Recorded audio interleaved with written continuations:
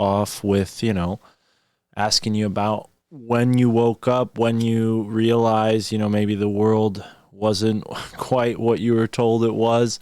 And I saw in the notes you sent me that that's kind of a part of what you're prepared to discuss as well, right? So let's get Yeah, into man. that, man. Tell us a little bit about yourself and tell us about, what woke you up.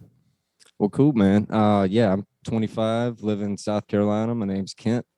But yeah, I'd say 2020 was like my actual quote unquote wake up year, which is kind of funny because I feel like I've learned like just so much in the past 2 years, man. Like don't get me wrong. I feel like the first time I started getting into any conspiracy type stuff was probably around 12, like 13. We had YouTube so young. I remember those like FEMA camp videos that were like circulating everywhere. Mm. So like whenever I was 12, I remember seeing that shit and just like spooking myself out late night on YouTube. Mm. But like I just kind of put it in the back of my mind from then on, like up until I'd say really 20 like late 2019. So like around that time I was super into like the Bernie Sanders campaign and like Same here.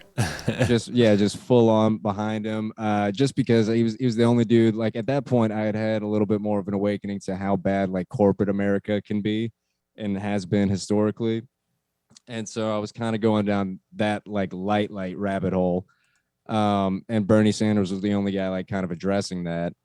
So I got super into like the ideas of democratic socialism, and then just as I started seeing a repeat of 2016 happening out, like the same exact story almost in the primaries, I just started doing more and more research, and I think it was honestly like a Tim Dillon episode. He did like a live on YouTube, and I just happened to catch it like late 2019 or early 2020, and he started like giving out all these names. I think he said The Devil's Chessboard by David Talbot, um, Carol Quigley's Tragedy and Hope. And these were like books I'd never really heard of, but he was talking about them in this like grand conspiracy kind of way. And that was honestly like the inception of me going through and figuring out like more of the serious levels to this. Mm. Um, yeah, so I don't know if that's a good place to. Yeah, no, and I'm curious to ask, when music came into that for you, but I will say on the point of Tim Dillon, I used to like his podcast. I definitely recommend people. I don't know if this is only available through his Patreon, because there was a point where he took older episodes of his podcast. It used to be called Tim Dillon is Going to Hell, right? That was Yeah, probably what you on Gas Digital. yeah, and I was into it then because it was like the only Gas Digital podcast that was talking about conspiracy theories. And in all honesty, the only reason I signed up for Gas Digital was because a kid I went to high school with and was good friends with from middle school to high school is Mm-hmm. on Gas Digital with Godfrey. Oh, So cool. he's a comedian now, and I wanted to, support my old friend and see what he was up to. And I ended up Right. like listening to Legion of Skanks and liking some of their stuff. But Love obviously, as Legion of a Skanks. conspiracy, there we go. See, Yeah. like attracts like. But when it comes to the conspiracy side of things, that was the only show, if I remember Mm-hmm. correctly. And it's not with Gas Digital anymore, so I don't know what that says. But yeah, then they kind of took like a weird stance on COVID, so I stopped listening to Legion of Skanks as much. Yeah. Because they want to be so edgy, but then they're like not edgy about that, and it's just like I can't get behind that. But let's not get too Yeah. sideroiled on on Gas Digital. Tell me about when music came into that, because you're obviously getting into some odd stuff on the internet like most of us did. The FEMA camp stuff, I remember those days when that was a big one, especially when Bush was in office because of the whole Mm-hmm. Hurricane Katrina, and then Yeah. Right around then. right, and then Barack Obama, a lot of disasters while he was in office as well. Mm-hmm. But, where did music come into it for you? Because for me, music was a big eye opener. A lot of the songs I was listening to back then helped me understand what the world was really about. Mm-hmm. Well, I started playing guitar right around 12 as well. So kind of around the same time that I first started looking into, or at least getting on YouTube and finding these different videos. Um, Actually, I started playing. It was like Guitar Hero that set me off on music at all, man. Like I had my sister's hand-me-down iPod whenever I was like 10, and that was like my limitation of music, whatever she was listening, like Chingy and stuff like that. I remember So those days. yeah, man. So like up until 11, I didn't really have any idea of like the music that I like, but I'd always been like a musical kid. Like I'd done acting and like singing, and I grew up in the church too. So that like ties into later on like a spiritual kind of awakening moment. But yeah, I went to church every Sunday from like very young until maybe like preteens, and then we kind of stopped going as much. But um, I started playing Guitar Hero because like my cousins, right around whenever I was 11, and then it just got to the point where I was like playing it so much. I had like the microphone set up on like ties hanging from my ceiling fan, and like playing on expert. And so I was like, at least that gave me an introduction into music and like a wide range of different songs and genres and decades. So from there I got my guitar and just immediately started like playing as much as I could, and like using, I didn't take lessons, I just kind of like used YouTube tutorials to like teach myself how to play different songs I wanted to learn. And yeah, man, I think if you could call like the music programming, kind of like all of the different stuff that you'll go through on your journey of like becoming somebody that likes music, just started going down, and that kind of took over anything else I was doing throughout like the end of high school even. So Mm. right around the time that I started seeing any of these crazy videos, I didn't really give them much attention because that was also whenever I was getting into music and spending more time on that. Right. Well, and I think there's totally a lot of honor in that, and I understand why a lot of musicians, because I have a lot of friends that are musicians. I understand why they aren't so quick to like spend all their time learning about this stuff because, Yeah, dude. I was just listening to, and I mean, I think people should go back if they haven't heard this. This Chris Knowles interview on the Higher Side Chats where he talks about the Song of the Siren, and he breaks down how it weaves through all these different bands. And one thing that he said that really stuck out to me was like, these entities, whoever they are, and this is all his theory, I really get behind it.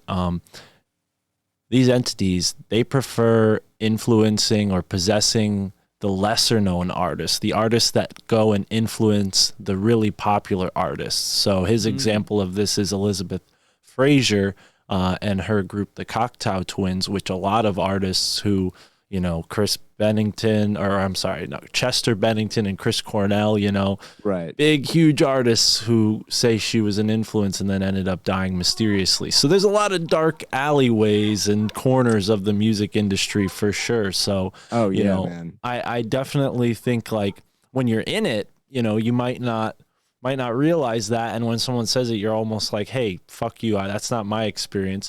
But then there's the flip side of it, and I think you probably benefited from this. I mean, past guest on the show, Marty Leeds, and all the gematria stuff, which you're familiar with. There's something about music when you learn the scales, when you learn the chords, when you learn all the different mathematical sort of things about music, it has an effect on your mind. Would you agree with that? Like you kind of like you get leveled up, so to speak. Do you agree with that? Absolutely, man. I mean, there was a time, whenever I was going into high school where I'd say I was more atheistic, but like even then, I would still refer to playing live music as like manipulating the energy of a room. Like that's the only way that I really knew how to talk about it. Like whenever you're playing, especially, live performance, like I was saying, um you're kind of getting up and almost like orchestrating what's happening energetically in that room, venue, wherever you're at. And there was like never a point where I didn't see it or kind of feel it that way or understand it, I guess. Like as soon as I started playing live and getting I guess an understanding of what was that dynamic, that's kind of how I saw it. I don't know if that answered the question right, but No, well, it kind of does, and it also leads us into maybe somewhere where we can go a little deeper. The idea that music is used to, manipulate in this mind control fashion really isn't, to me, it sounds like it's a given. Like, well, yeah, music's going to affect people. That doesn't necessarily make it nefarious because, there's music that inspires people and fills them with great feelings just as equally as there might be dark music that fills people with negative feelings or even programs them to do negative things. Now, On that point, you know, have you noticed there are certain artists like using certain instruments? Like, how deep does it go in that realm of like energy manipulation? Like, is that something the average musician is cognizant of, or do you think maybe you came to that awareness because of your other interests? I think that it definitely, like, more recently I've kind of had a better understanding of it that way, for sure. I didn't really know how to describe it as well, other than like, kind of a loose terminology whenever I was talking about it. But just essentially like what a DJ will do to keep everybody energized by playing like the next hit after the next hit. And you can kind of just understand it on a scientific level and take it like, very just physical without having any real spiritual understanding to it. Right. But whenever I started to consider it that way, it just opened it up in an entire new kind of realm, I guess. As far as like musicians in the grand scheme of things that go really nefarious with it, like, that's tough to say, because there's definitely artists that I've like seen, dude. Whenever I started going through like guys like Mark Devlin's stuff, where he actually goes through and kind of breaks down these different figures in the music industry, you do get it just a totally different. I guess that's probably why most musicians don't want to look into this stuff, because it just, it's, you have to break like all sense of idolatry through that process. And it's people that you've held up on a pedestal. And I'm not saying you have to like then in turn go and hate them or like not listen to the music anymore, because I think that that's the wrong way to do it. But I don't know, for me it's just like giving me a new perspective on what the industry might be as a whole. Absolutely. I learned this, through Santos about Led Zeppelin and all the symbolism and the mythology that they were playing on. Doesn't Right. stop me one bit from enjoying and listening to Led Zeppelin. I Oh think yeah. I think you're making a great point. There are a lot of people who want to pretend like the sky is falling and they, figured out, exactly what's going to remedy everybody, and if you do what Right. they say, and that's just all fear mongering. Yes, some of these artists are up to some nefarious things, and maybe there should be some real detective work going into Right. this stuff, and it shouldn't be like bloggers and whatnot and authors, but Yeah. that raises some question in itself about, the government and detectives and the police forces and whatnot. But without getting sidetracked into that, I think, music, like you put, has that influence, especially live music. So they're Mhm. going to play on subconscious archetypes that already vibe with people, right? They're not going to go and invent a whole new language. They're going to play on, things that are already in the culture, things that are already in the language. Do you try to do this with your music at all? Tell us a little bit about your particular style, and let us know about your band too, where people can find that while you're Oh at yeah, it. man. Thanks, dude. Well, yeah, the band's Heavy Honey. You guys can check it out wherever, like SoundCloud. We're not on Spotify yet. We're actually recording, um, in the process of it, so that'll actually be out later on this summer. Um, but I'm sorry, man. What did you say before? That Well, last thing. considering what how much of that influence plays into what you do with your music? Oh, Do you right, play on right. any of those archetypes or anything with what you're working on, or maybe do you plan on it in the future? I definitely plan on it. That's one thing that I'm trying to do right now, is like there's so much information that I've just like sucked in the past 2 years, that it's like I'm having a hard time trying to, I guess, synthesize that down into. I like my writing style, I guess, is kind of more. I don't like to like go insanely deep with my lyrics. I'd like it if I could make it a true statement that's pretty, simple, I guess. I like more understandable language, and I kind of play around with that. But whenever I was writing my EP, that's actually the main thing that I've written and composed and put everything out for. I was really getting into philosophy at the time, so I would kind of listen to these long, like philosophical lectures and try to like take, whatever I could understand from that, and then break it down to the main points that I took from it, and then try to put those elements into the song. I did that for a couple of the songs that I put out, and then one I just made pretty obviously about like, yeah, I named it "New Law Is Coming," so it was like on its face, Mm. trying to just kind of forewarn, but it's also like melodically a very positive, uplifting kind of sounding song, and just darker subtext, I guess, if you kind of are into this research. And yeah, I mean, I'm actually starting to write. I'm trying to put together four more ones. I'm not a very like prolific writer. Like I don't, bust out new songs very often. So I've kind of been trying to hone down being able to perform the songs that I wrote, back in 2020 and playing with the band ever since, and haven't put much time to writing. But it's definitely something that I want to do with this next batch of four songs, is just incorporate as much. Like Natural Law is one that I really want to go through and figure out a way to put that into like a 3-minute song. Mark Passio stuff on Natural Law. I'm trying to just figure out a good way to write, that understanding into a song currently. Um, there's a Larkin Rose video I really like called "I'm Allowed to Rob You." I want to write like some type of song with that as the understanding or perspective. Somebody like singing at you, saying they're allowed to rob you for these reasons. Hmm. So yeah, it's definitely something that I'm interested in playing around with for sure. Yeah, I got to check that out. Larkin Rose. That sounds familiar. And Mark Passio, very familiar with him. Somebody, Nice. I think Chance, when I was on Chance's show just this past week, he mentioned Mark and said I should have him on the show.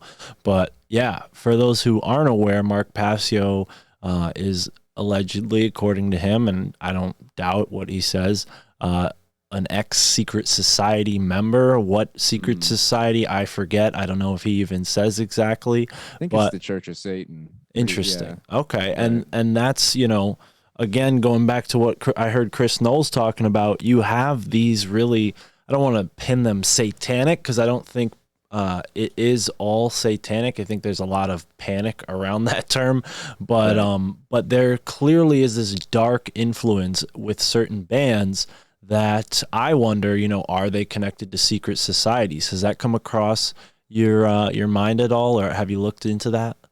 Yeah, absolutely, man. I'm really fascinated by, especially now, the kind of subgenre of like, I guess SoundCloud rap that was out, and all of these different guys. I mean, it's like they're churning and burning them. I mean, I know it's like it's a dangerous thing. A lot of people that are rapping, you can say like all of these, you know, murders that happen in the rap community are just like how it's been, but it seems like there's been a crazy influx on like these smaller time rappers, which goes back to what you were saying. It's like these smaller artists that never really go big, but they seem to influence a lot of people.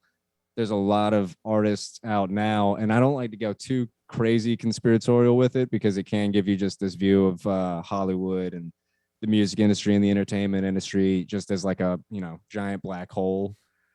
And there's definitely people that are organically just operating in this industry. It's too big for that not to be the case. But yeah, I mean, I was really into like the guy like Suicide Boys, Ghost Main, like all of these darker scream like rappers that were Hmm. really heavy in 2018, 2019. Yeah, And I've never heard of those guys. Tell us a little bit more about them.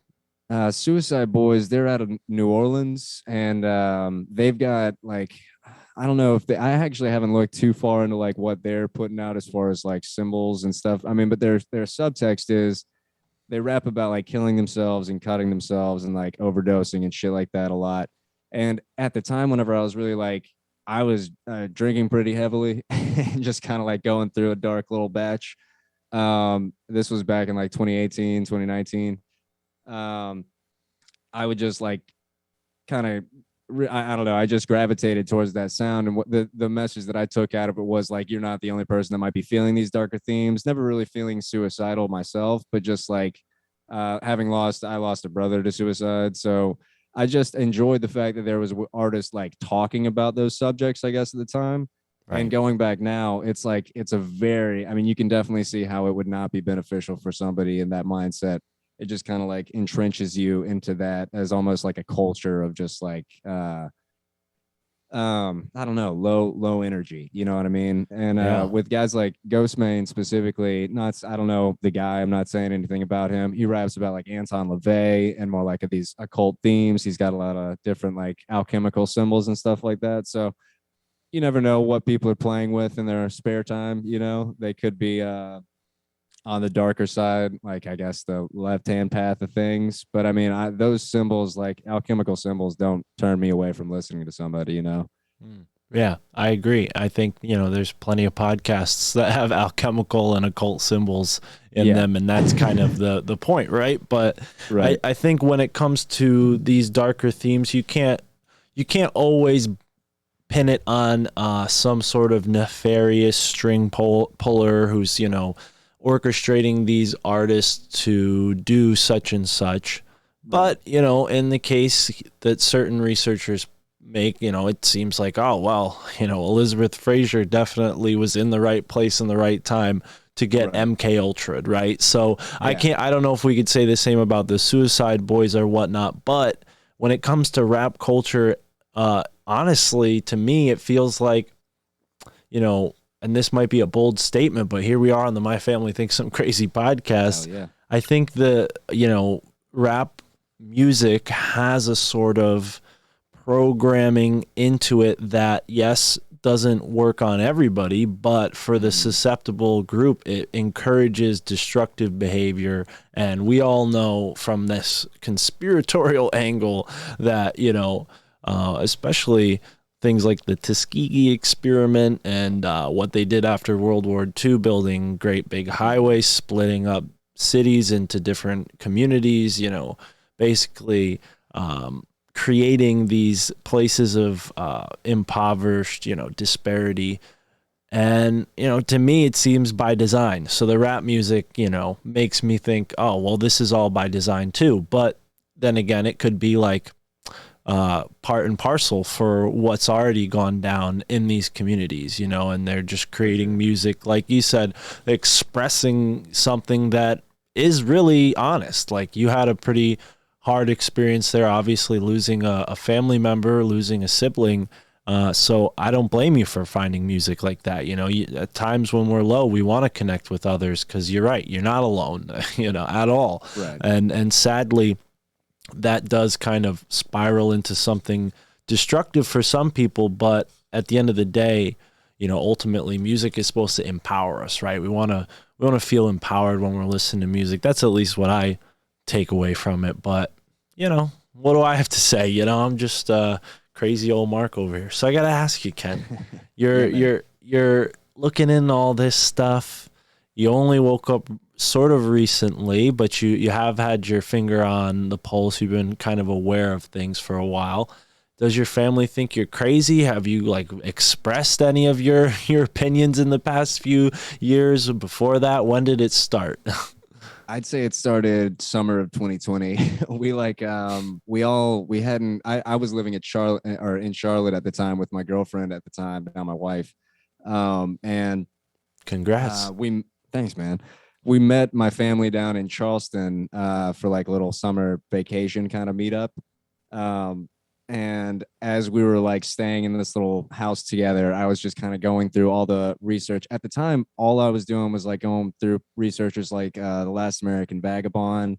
I started, getting into Whitney Webb's research after Tim Dillon kind of put her on his show. Um, and going through just like these strictly factual current events type stuff, and just getting lost in that. So I had, and I'm like a compulsive kind of guy. Like whenever I started feeling like the Bernie campaign was getting fucked over, I was just like on it like until 3 in the morning, researching these different things and links and who was getting funding from the most like pharmaceutical companies, and just like saving a million tabs. Then whenever I found TLAV, I started, really going through and compiling information to try to prove my case to people. And I was posting like crazy on my Facebook at the time, and just every day a new thing, trying to compile information from TLAV and just like share their links out, but also breaking it down because like I knew it was hard enough for me to get people to like even really interact with me in a positive light, like on these posts. So I would try to just give them the links, and if they chose to go through, and some people actually talked to me later on and they're like, yo, I looked into that. That's pretty fucking wild. But yeah, so that summer I was talking to them and I was just like, listen, it's a track trace database society coming at us like hardcore. You guys got to watch. Like trying to let my sister and her fiance at the time know as well.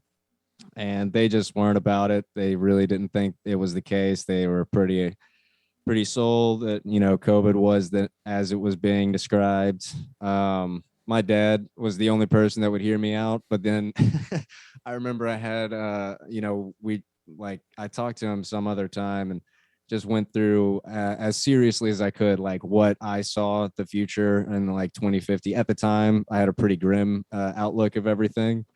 And so I just tried to spell that out for him as succinctly as possible. And, he thought, well, that's a horrible way to think about the world, and just like wouldn't really go there with me. But he's at least like, he listened to like Glenn Beck and all these like far Uh, right now guys, same, same. Fox News dad, I had those same conversations with my dad. It was like, Yeah. he was kind of there, and I would see what Mhm. he was watching and be like, how do you not agree with me? But there's just some Right. kind of like cognitive dissonance or something where they're just not Yeah. willing to go with the idea that the government doesn't have their best intentions in mind. Yeah, or even, just that degree of separation from where it's like, well, it's not like this nefarious conspiracy. It's just like the failures of government. Right, right, right, And, right. and so there's just like an easy way to chalk it out for people that have just been like, especially watching and reading guys like Bill O'Reilly and people like these political theorists that are just like dressing it up with jargon and Right. terminology that like, Well, and that ultimately just confuses because that's where folks go. They go, well, the system's broken. We need someone else to fix it because I'm too yeah. busy with my 9 to 5 and all the stuff I've done already, so I'll Mhm. just make my vote count. And then they end up going to these talking idiots to get their opinion informed, and it's Yeah. just, yeah, it's a vicious cycle that seems to be manipulated, in my opinion, and Yeah, clearly you absolutely. realize that. I think podcasting has become a great tool to inform and awaken. I just wonder when they're going to get a podcast that the geezers are going to get behind, when the boomers are going to start listening to podcasts. What's it going to be? I don't know, man. What's his name? Somebody, Michael Malice had him on recently, and he was in turn on his podcast. Was it Glenn Beck? Possibly.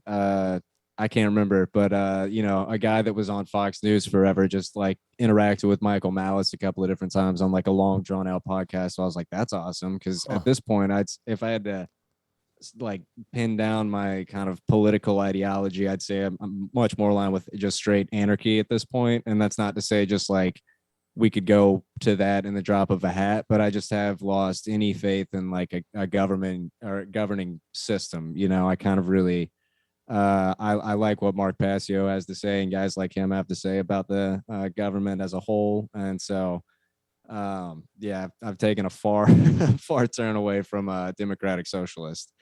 Yeah, I feel you, man. I luckily, as much as I gravitated towards that stuff, I never like really committed to anything in that vein. Like I was part of like Citizens Campaign for the Environment, but I was in it Mm-hmm. for a paycheck. Like I didn't really, Right. I didn't go too far with the political side of things, and I'm glad I didn't, because in hindsight, a lot of those organizations seem a little suspicious. and For and sure. yeah, man, I definitely felt like I was a ping pong ball getting like knocked between being left and right. But Yeah. ultimately, I hope to make this like clear with the podcast is like we're really anti-political. I don't know. I mean, I'm anti-establishment. My Mm-hmm. whole hopes with Trump and my disillusionment with Trump, all came crashing down at the beginning of 2021 Right. with everything that happened. And I just kind of realized, like, oh, my instincts were always right. This freaking, establishment is rigged, and they're Yeah. just playing both sides of it. And it's a theater. But, that kind of brings us back to music, because you see these like musicians playing along in this massive theater with spectacles like the Super Bowl. You see Mm-hmm.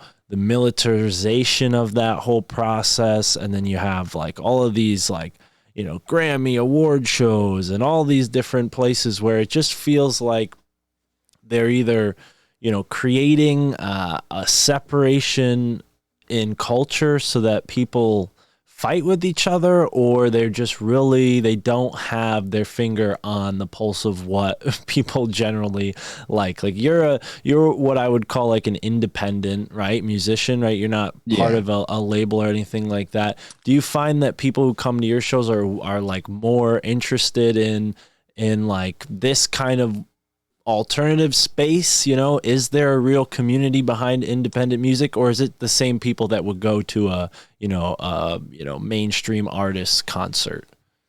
I think it's mostly the same people. I mean, the shows that we're playing right now, I'm playing with my buddies in a band. We've been playing together for a long time, and we still do like covers. We have about an hour and a half of original music that we'll put in, but we have to intersperse it in between these other like pop hits that we can, we try to pick and choose stuff that we will enjoy playing, but it's also stuff that we can appease a crowd with. Right. And that's mainly just to keep getting employed because your options otherwise, I'm close to Savannah. That's pretty much the only city that I can drive and we play in pretty regularly. And we'll have friends that'll come out to see us play, and we can get like maybe 20 people deep out of our friends occasionally for a good show. If it's somewhere like if we're playing at a more popular venue, especially. But as far as people coming out to see us specifically, it's really not. I don't know. I don't know that the enthusiasm is as much there for people wanting to get involved in like a music scene like you used to see kind of dominant in the culture. Right. And especially in bigger cities, I mean, I'm sure that still exists. Certainly Savannah has like an indie music scene. There's a couple of cool record shops and people like the Wormhole is a really cool spot. And you'll see like a lineup of indie bands. Some people have house shows, but as far as there being like this immediate kind of mechanism, I guess, for you to jump in as soon as you have a band, it's not really there, especially in places that are a little bit more rural, like around here. Yeah.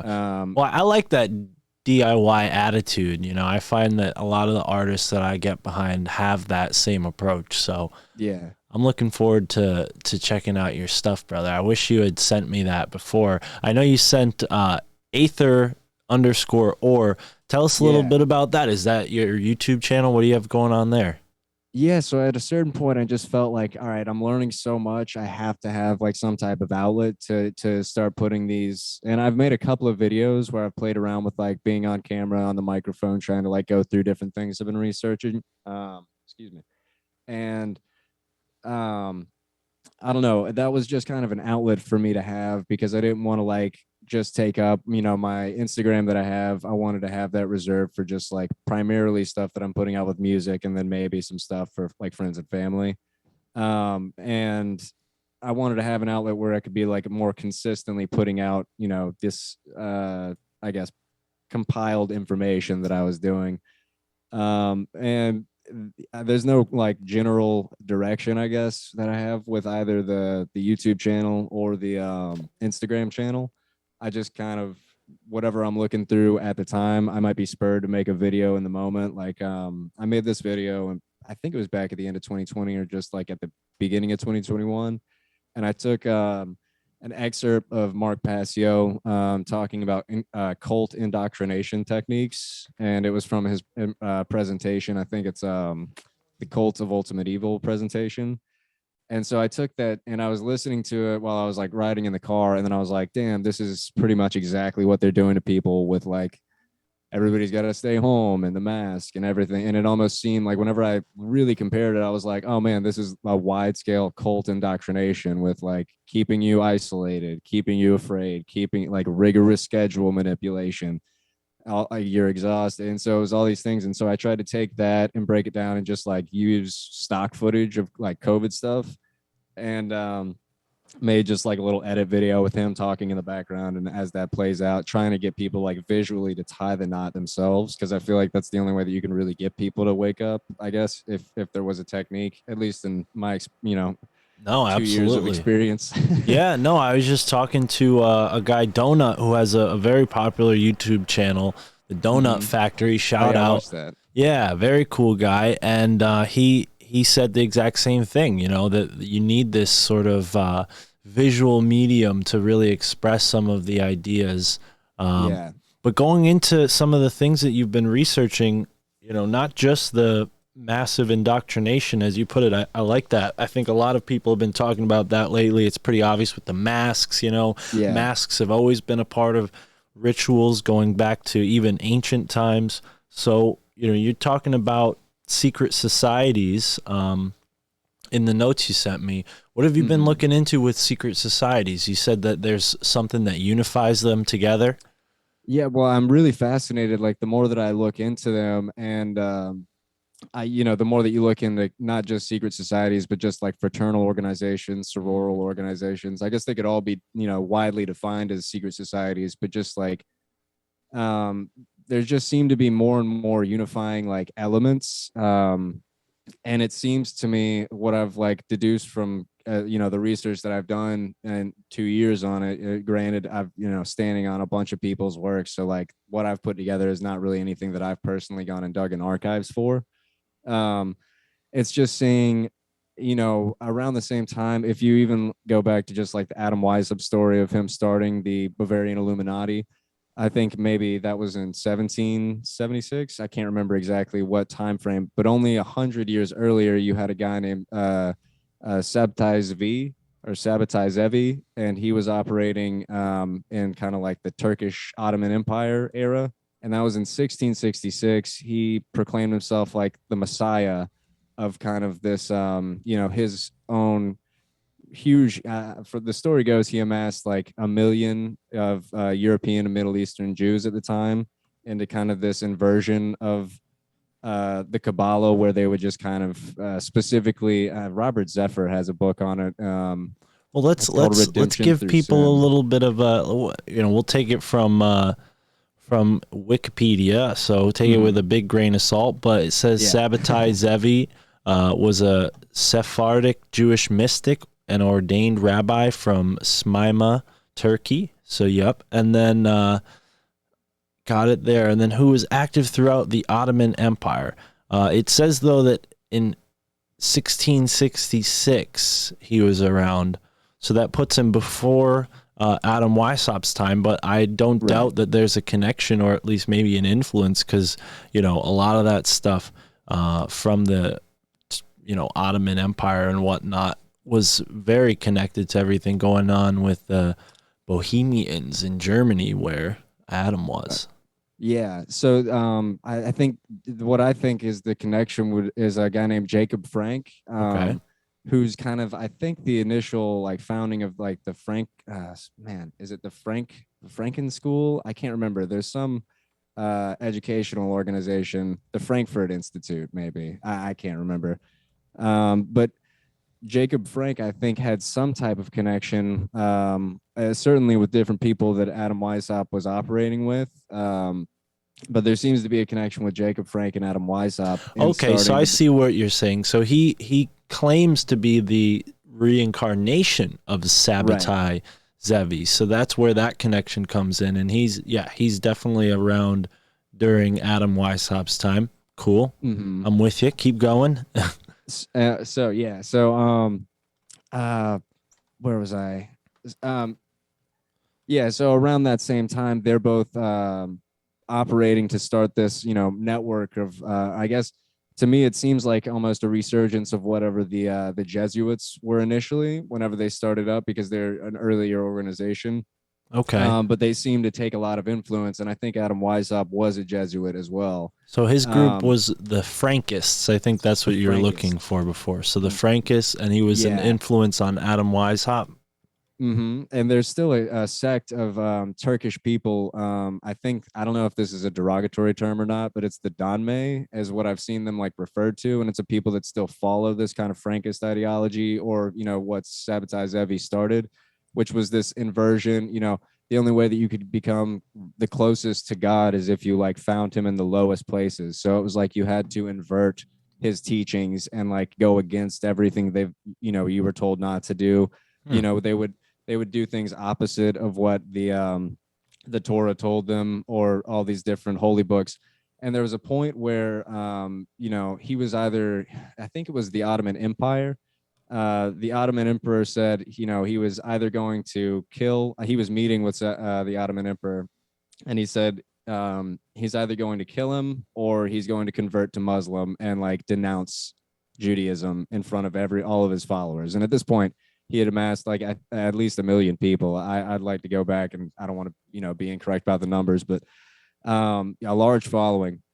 And he did it point blank. He just converted to Islam, that moment. And what he told his followers later was that he would still practice all of their teachings in secret, but just to wear another religion as a mask, essentially. And so this idea is very reoccurring in a lot of different things, even like just basic secret societies that we have nowadays in America, of acting like this externally, one thing, but also, being very devout in your practice, secretly. Agreed. Yeah. I mean, I was thinking when you were bringing this up of someone I looked into recently who kind of did the same thing. His name is Theodore Roos, Albert Karl Theodore Roos, and he Okay. basically participated in an attempt to revive the Bavarian Order of the Illuminati that Adam Weishaupt started Oh, when wow. he was in England, and he was friends with a couple characters who were Rosicrucians and a part of the Hermetic Order of the Golden Dawn, which we all know Crowley had some connections to and learned a lot of stuff from before starting his OTO group. And yeah, they also practiced a Masonic rite that came from Emanuel Swedenborg. And they use Martinism, which is ostensibly, I think, a part of Christianity, as their cover for this basically theosophical, Rosicrucianist, weird kind of Hermetic Illuminati order. What they accomplished, I think, is pretty it's pretty murky because there's a couple like military connections and the obvious, Crowley and all that. So I'm still just getting into all this stuff. But yeah, I got to look into Sabotage, Zebi, Jacob, Frank, the Frankists. What else is there after that? I know whenever I started looking into the origins of Turkey gaining its independence, I found that I think it's Otto Turk. I can't remember exactly his name, but the guy that's chalked up as being kind of the liberator of Turkey.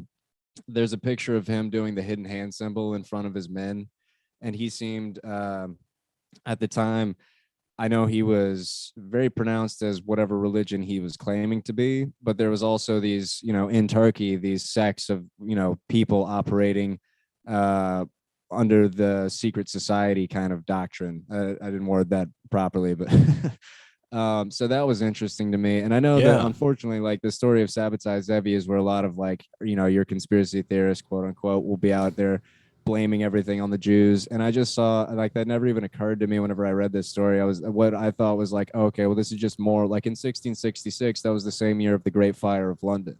And it was around that same. So I mean, all of these things are happening at the same time. That was whenever the Pope was signing the Sestuakev Act, I believe, is in Right. 1666. His kind of like claim of writ over the world, essentially. So you A have lot all of these weird stuff happened around that time. Even like fractional reserve banking has its roots in that time too. right, right. I don't know. So whenever I saw that, it kind of just connect. I was like, how are these two or three events not like not share any relevancy? Like even if they weren't intentional, like they certainly have similar themes going to them. Just like this almost apocalyptic era of human civilization. So that was really fascinating. And going through guys like Mark Passio's work pretty heavily, and different researchers that different people that claim they've been, victims of like satanic ritual abuse. You see this connection of just like people that didn't operate. It wasn't just the satanic church. It was like there was doctors and lawyers and politicians and all of these people you wouldn't expect to be at these meetings, and they were all there operating together. And it almost seems to me that just being in a secret society, if you look at it statistically, there's statistics that show like most presidents, most, businessmen, most of the Fortune 500 people, all of these really successful people are just statistically higher to be in a secret society or have passed even in a fraternal organization, if nothing else. But to me, that just provides a degree of separation from your basic society, human population as a whole. And that's all they need to start bringing people higher and higher into the ranks. All they need is somebody just to like show a little bit of interest in a secret society in college. And then they'll take them from there and kind of, if they're a person that thrives in what they're trying to get them to do, they can selectively lift them up into the higher and higher ranks. I kind of went off on a tangent there. Sorry. No, no, please keep going. And I wonder, if this connects to what you were telling me in the notes there about, certain, we'll call them like dictators, but particularly guys like Joseph Stalin and Adolf Right. Hitler who have done a lot of death and damage. And curiously, those same people that talk about, the Jews do everything, they also tend to like get behind figures like that, like Hitler, Yeah. So it's Right. interesting. Like it's totally rocky water, like when you talk Yeah. about this stuff. So if anybody's out there listening, just know that Kent and I, we're just armchair researchers here. Like, we don't Yeah. have any stake in this. We're just Not talking at about all. stuff that we've heard, and we hope that people learn something that would make them, go and figure it out for themselves. Right. We're definitely not making any conclusive statements about any group of people, but just by talking No. about this stuff, right? So, Yeah, absolutely. No, I mean, and no hate at all towards anyone for me personally. It's like even the right. people that we don't obviously are not fans of. I'm not out here like just preaching hate and, constantly being down on them. But yeah, going back to so just and it the thing that did it for me was like, okay, I see people wanting to pin it down on just like one group, like the Jesuits or like the Jews or Right. different. It's the Chinese, it's the CCP, and to me, it's like it makes much more sense for it to be like an overarching kind of mechanism of different factions working together as like a head of control center. It's like Mm, the shape of an umbrella really defines it for me. It's like at the top, so you have, I mean, that's obvious, it's the shape of a triangle, but just like um I don't know, the more that I started researching secret societies, every single culture really has this phenomenon go through it. And it's really fascinating. I've been going through China a little bit more lately, and they had the White Lotus Society, which for the longest time, under like the more dynasty kind of era of China, it was always the lower class that was in these different sects of the secret society, the White Lotus. And whenever you have guys like Mao Zedong rise to power, they're using their connection in this underground, I think, with the secret society kind of network. If you look at it, he was actually going to a subsect of Harvard or Yale actually, that existed in China at the time. So Mao Zedong was a Yalesman, which is interesting to me. I think it's Yale. It could be Harvard, but an Ivy League school. Um, and I wish I knew more, kind of expound on that, because that'd be interesting with your connection to that whole area and your knowledge on it as well. well, I'll tell you Um, what, there definitely is a clear, like, Chinese connection. I mean, Yale is very much like, you know, they emphasize some of their British culture because there is like a British connection with Yale, and and that's clearly a big part of both of those nations' history is their relationship, going to war, opium, and then we find mhm. out these secret societies might be connected to the drug trade somehow. So Right. yeah, I think the connections are all there as far as China and Yale goes. It's definitely you can see it well represented demographically even. Right. So yeah, so if it was, if there's that much of it happening in another country and for so long historically, it just seemed to me that this is just how power seems to, open up the door to people that aren't born into some significant bloodline or some significant family. It opens up the door to just like your average person that's just being born to your basic family with no connection to anything. And it's a way to sift them back up into the system if they're really good at what they do.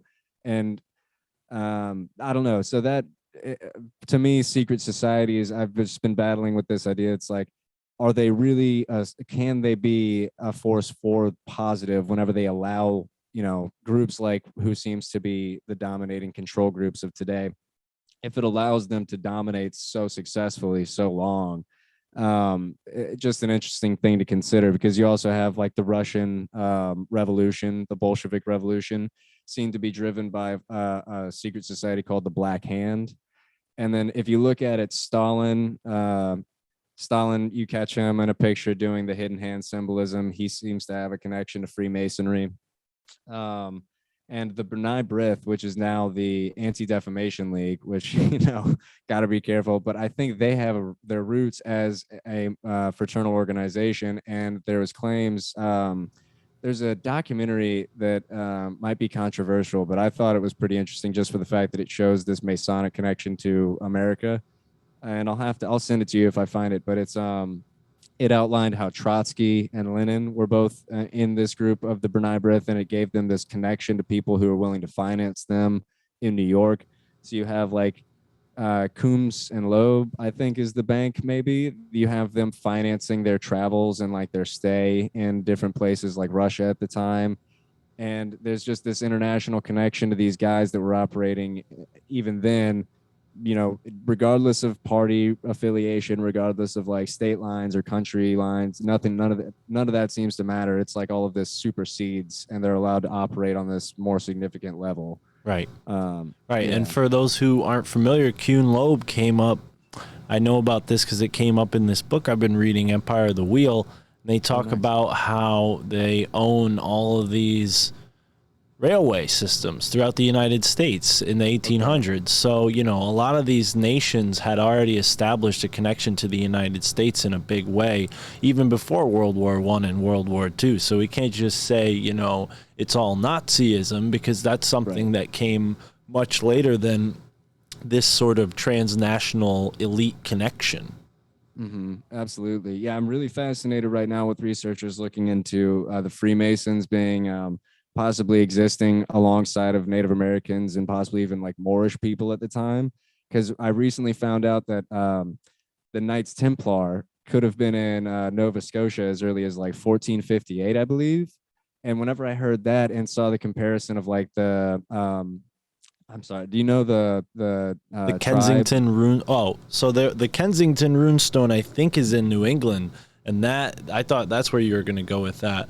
And that's a runestone that maybe was left by Templars, but the tribe that was what now? So there was a tribe that is supposedly like the first people to encounter the Knights Templars whenever they came over. And I wish I did. My problem is like I'm really bad at like memory recall. The Micmac, is it the The Micmac? Micmac, yeah. So yeah, I think it's 1458. They're supposed to have touched ground in Nova Scotia, and Nova Scotia apparently in Latin means New Scotland. And so that connection really makes sense if you look at it. And it's like, all right, what are the possibilities that the Templars took their massive wealth at the time and they started operating with these people that were already kind of flourishing in North America and using it to kind of build out their networks? And it almost seems like, especially if you look at, like city layouts and city planning, it seems like obviously Freemasonry has had its roots from the earliest, origins of this country. And it's almost like, did they just want to build a clean slate template and build their country for their ideals from the start? It almost seems like that's what America has been historically. Absolutely. And I know, you're a listener of the show, you're a supporter of the show, so I'm sure you've heard me talk ad nauseum about Ross Ben.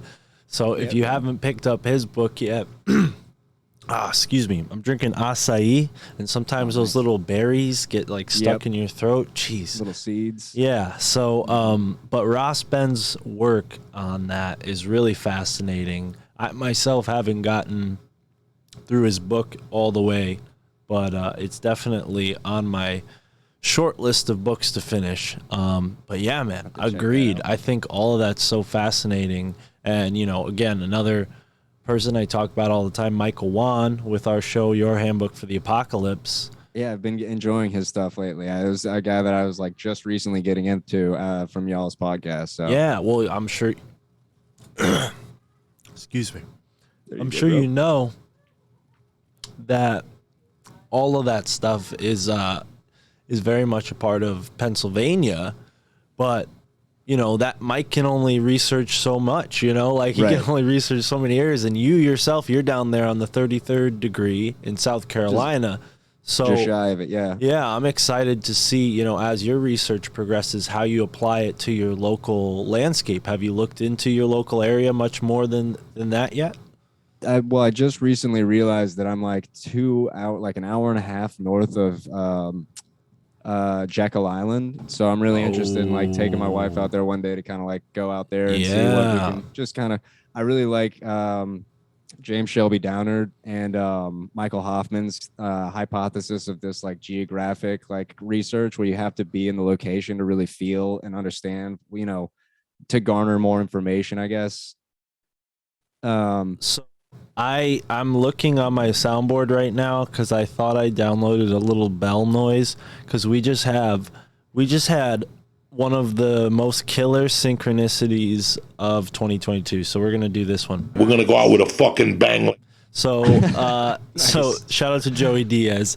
So I ordered Michael Hoffman's book on Amazon 2 nights ago, and I just got a Oh, nice. notification before we got started that it's coming in the mail and it should be here tomorrow. So That's awesome. that's a synchronicity. And yeah, I agree, man. I mean, I'll tell you, I'm sure you might have heard me talk about this as well, but going to the Susquehanna River before I met Michael Wan, there was something that happened, and I talked about it with him when we first had our conversation, episode 20 something of the My Family Thinks I'm Crazy podcast that you're listening to right now, folks. Thank you. And you too, the listeners out there, can get into this synchro mystic flow just like you put it. I didn't really realize that James Shelby Downard and Michael Hoffman had said that. And now I'm like, maybe that's why Michael Wan recommended Michael Hoffman's book to me. Because that was one of the first things he did when we met. We kind of like, Oh, nice. he showed me a couple of his books and whatnot, because I was just this wayward traveler and staying the night at his place. And he gave me like one of the Skymancy readings that he does where, and if you're listening and you haven't gotten one of those, definitely recommend it. But let's go back to your area. I want to look this up and see, because Jekyll Island, is very interesting. A friend of the show, Slick Dissident, just put a cool photo in maybe our chat or a different Telegram chat. I forget which one. And he said that it was Yakim and Boaz, right? The two pillars, right? And Yakim stood for Jekyll Island and Boaz stood for Bohemian Grove. I mean, think about Wow, that. That's kind dude, of a that's weird. crazy. Yeah, I don't know Yeah, where that's he about got that pillars. from, but definitely someone who would appreciate what we're talking about here. That's and great, shout man. out to you, Slick. But yeah, this is definitely, South Carolina is an old state, and especially, with the coastline and the Native American history. I'm excited to see what Starfort, you get too. into. Star forts? Where are the So- star forts at? Just kind of or just randomly, man, like my high school history teacher, like my mom still works at that school. I went to like a crazy small school. Like my graduating class was 27 people. Okay.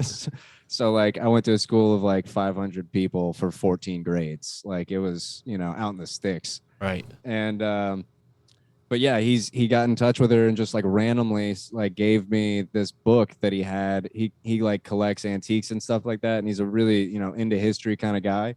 But he gave me this book called Architecture of Charleston from 18 something until like the late 1900s. And I'm working for my dad's architecture firm doing I take like 2-dimensional plans and turn them into 3-dimensional like models in a software.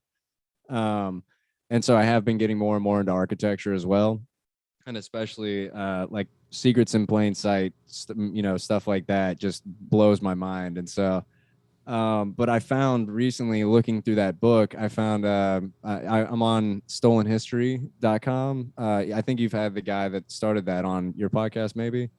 Are not at least people that are like on there. I know they've referenced research on there. But sorry, somebody had made a post about Charleston and the earthquakes and destruction that has happened to that city, and it sits right on the 33rd parallel. It's the easternmost city on the 33rd parallel. Okay. And so, sorry, right, real quick, going back to the book. My teacher gave me that book, and in it, whenever I was looking through, I found an old picture of Fort Johnson or Fort Jackson that was right there in Charleston, and it was depicted as a star fort. And I had never really seen it as that before. I don't know if that fort still exists even. But I'm interested in going to that location and being, looking to see if anything's still there. Yeah. Well, I found a picture of it, and it's definitely Starfort. Yeah. It looks like one. Yeah, I mean, it could be something out of context, but yeah, definitely. I mean, Nice. and then back to your point about stolenhistory.org. Maybe I've had the person on, but they definitely didn't plug their website because I don't remember this. But It could be. Did you find it though? yeah, Stolen I'm on it History. right now. Yeah. It's a cool website, man. Agreed. People post like good research on there. So like I took at kind of like a universal calling is like you randomly got this book from your professor. This person has this really interesting post on the destruction of Charleston, and like I just happen to have there's a bunch of pictures in that book of like post earthquake Charleston. And so you're looking through it and it's like similar to like Dresden, pictures of Dresden. If you look at the, these cities that are like possible plasma events is what people have kind of postulated. And I'm really interested in those ideas as well. Now, for those who might not have heard of a plasma event, can you explain that a little bit? Yeah, it's essentially like the Earth has a electromagnetic field, and it would receive such a blast from something happening in space, like a CME is what people like to talk about, that it would actually affect the electromagnetosphere of Earth to cause essentially these random massive lightning events, I guess. And whenever you look at like how rivers kind of carve their way into the land masses, it has this electric flow to it. And is that just like how energy seems to move throughout the universe, because it's similar to like a tree's root system? But it's an interesting idea, and certainly stuff like that would correspond with like the mud flood idea, where there's these earthquakes that are so rapid it seems to like just melt layers of sand below the actual surface of the Earth. Yeah, so all that stuff is really fascinating too. But it seems like Charleston may be a pretty big city for things like that happening. There's at least 4 massive destructive events that have occurred there. And it was destroyed during the Civil War, but interestingly enough, Savannah was not. It was spared.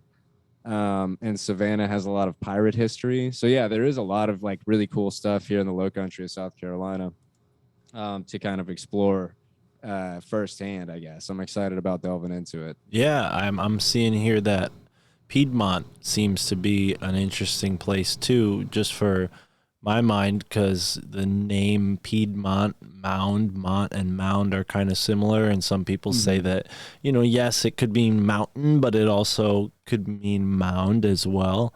Right. And then it says that there is Paleozoic metamorphic rock, and I like rocks, so that's interesting. Yep. But back to some of the stuff you pointed out.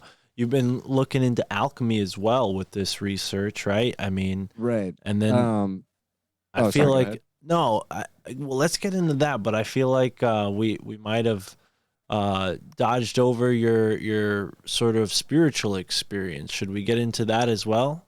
Right. Yeah, I think that would because I too felt that kind of atheistic vibe in my life, and it really, I think cannabis kind of brought me back to spirituality that maybe I felt before I was born, because for most of my life, I was just very like logical and atheistic. I don't know if it was culture or family or what it was, but did you kind of grow up going to church pretty regularly with your family? I did, yes. Okay. Yeah, man. I think that there's this seems to be a trend of that happening. Like that was the case with a lot of my friends. Not to say that we were all of my friends were religious growing up, but growing up in a lot of Southern Baptists were around me. I grew up Methodist, but that was a little bit of an interesting relationship between the two of those. Right. Baptists have a tendency to be a little bit more fire and brimstone, but like I was just going to church and feeling really bored, and like I felt it was more stifling and like kind of limiting. They were telling me exactly how it was and didn't seem to be too open to like questions, which was immediately a put off from like a young age. Right. It almost seems like by design in hindsight, like right.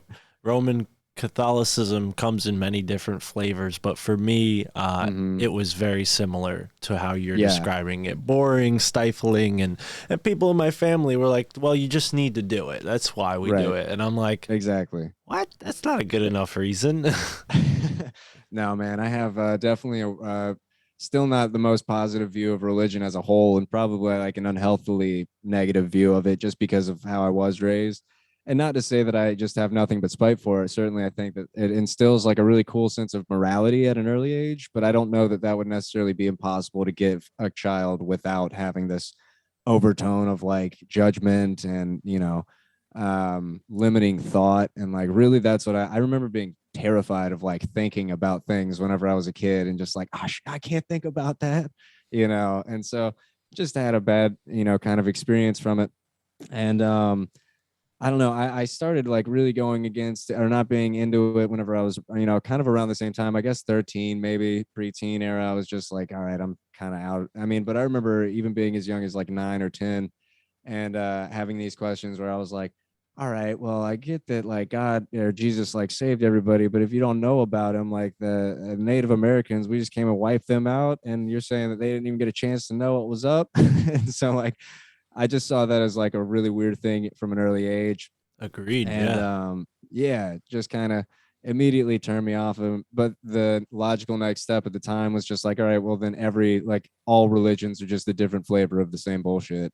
Right, And because they so don't I give just you any other option either. Like, I mean, they're right. as diverse or undiverse as it is. It seems like they in school because it's secular. They don't teach you about spiritual cultures of the world. They Mm-hmm. just teach you about, in my opinion, or at least from my perspective, they taught us a lot about war. Yeah. That's a lot of what we learned about when it came to other countries. But Mm-hmm. for as far as spiritual cultures, I would have loved school if we were talking about, spiritual cultures in other world or other places in the world. Is Mm-hmm. some of it is so fascinating, the mythology Oh in yeah. our western world. It's so government focused that it's hard to appreciate it, I guess. Absolutely, man. That fact was really what brought me back. So whenever I remember going through back in 2020, whenever I was really digging through all of this stuff, I had a point where I was just getting really negative. I was just researching all of this horrible stuff and going through like what I think were the legitimate information points of like, uh what Pizzagate. I don't know if that's the best way to describe it, but that whole ethos of Right. research, and it just was so, I wasn't religious, so I didn't get in behind any of the Q stuff where it was more, not to say Q is a religious movement, but just like most of the people seemed to be right leaning like Christian people, and that was behind a lot of like that energy, so I didn't get into really any of that. um and yeah, it just got super down on kind of my outlook on the world. And at the time I just stopped drinking too, so it was like should have been in this more healthy state, but I stopped because I was just becoming like a destructive blackout drunk. And yeah, it I don't know, so I had a point, I guess, where I just came to this break where I was like, all right, if there is something like greater out there that I can contact in a moment, like, what can I do about all of this stuff that I'm like looking up? Like, is there anything I can do to help? Because it just seems really bleak. And like seemed to have a thought in that moment where it was like, as above, so below, which is a term that I'd heard before, but it was almost like that thought just randomly popped into my head again for some reason. And I was just like, all right. And I just kind of like typed it into YouTube just to see what popped up. And it was Santos Bonacci giving a lecture on his understanding of as above, so below. And I remember just like, being at this point where I was just like, I'm just interested in like whatever I can get from this experience that's happening. Um, but it was, a moment where I was like, once I had that come into my head, I felt like this just deeper connection than I'd ever really felt before. It almost like just brought a tear to my eye. And so whenever I was looking it up and understanding what Santos was talking about, it was just like this.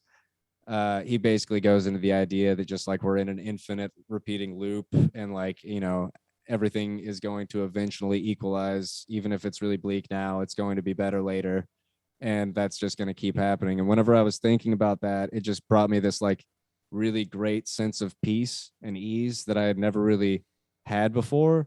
And it seemed more religious than like any experience I had ever had in a church. And it was only with me and like my interpretation of some person's work on YouTube.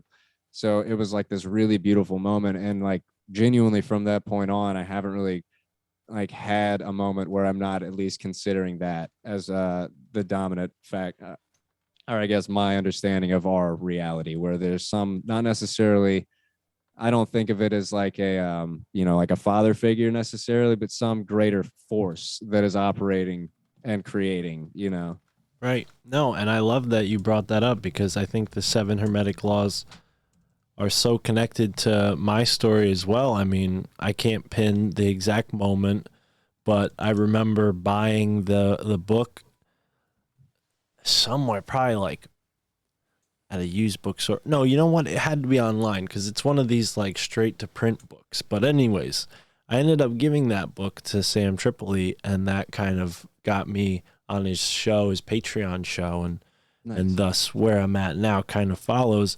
But yeah, for those who might not have that off the top of their head, the principle of mentalism, the principle of correspondence, the principle of vibration, the principle of polarity, the principle of rhythm, the principle of cause and effect, and the principle of gender. And as above, so below, I think goes into correspondence. That would be the same one, right? Yeah. So Yeah. correspondence. And this principle embodies the truth that there is always a correspondence between the life and phenomena of the various planes of being in life. The old Hermetic axiom ran in these words: as above, so below, as below, so above. And the grasping of this principle gives ones the means of solving many a dark paradox and hidden secrets of nature. There are planes beyond our knowing, but when we apply the principle of correspondence to them, we are able to understand much that we would otherwise not be able to know. This principle is of universal application and manifestation. It's interesting. This comes from the Kabbalion.org. Very cool. Oh, cool. But Awesome. but yeah, I love that was so inspiring because I remember, having very similar experiences. Yes, I was high smoking weed, so I probably, attributed a lot of it to smoking weed. But for whatever reason, when I smoked, I got very interested in all the same things that Santos talks about. And it was, as you said, like a very spiritual experience, unlike anything I'd felt in church, and Mhm. and that moved me forward in a way where I'm like, well, I can help people understand this stuff somehow, right? And that could Right. be part of what I do. And I think that's a thought that eventually manifested into this podcast somehow. Yeah, But man. but yeah, I think that it brings people to a conclusion that, oh, there is so much to still know. And one of Mhm. these topics that I know we're both very interested in is alchemy. I kind of mentioned it before, but you brought up Oh, yeah. in the notes how the number 56 and 65 are connected to the philosopher's stone. Let's get into that a little bit. Yeah, man. I actually put together like a little presentation thing. We can flip through it. I don't have to like go into it too deep, but if you're interested, I could throw it up on the screen just to flip through it for you. Absolutely. Because I was just trying to syncretize like a bunch of the information that I liked. I was going through gematria pretty heavy, and I still think that it's, my view on it is that it's like a vital like piece of occult knowledge to kind of have an understanding of, but people do have a tendency to take it into this place where it's unhelpful. So I'm just gonna say that. Um, but yeah, man, let me know whenever it's kind of good to go. Now, before you get into that, clarify on that last point. I want to know what you Oh mean yeah. by so when it can be unhelpful. Oh, so I mean, well, for the reason that I think that it's pretty important is because if you look, it's all of these priest class, the same people that were really writing our language and creating our calendar system.